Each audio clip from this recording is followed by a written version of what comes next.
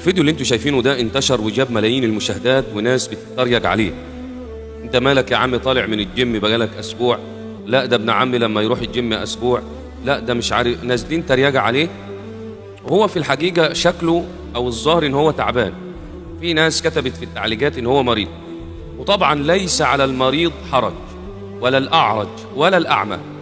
يعني ده مريض ممكن يكون عقله على جده او عنده انفصام شخصية او عنده حاجة مخلياه كده، شايف ان هو كبير جدا.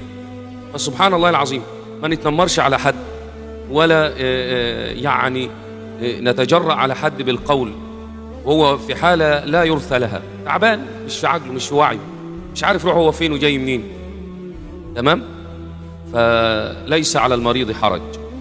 اوعى تقلل من شأن حد او تحتقرن حد، ربما يكون له شأن عظيم او عند ربنا عز وجل له شأن عظيم واحنا ما نعرفش. في نهاية الفيديو صلي على سيدنا النبي، مشاركة الدال على الخير كفاعل.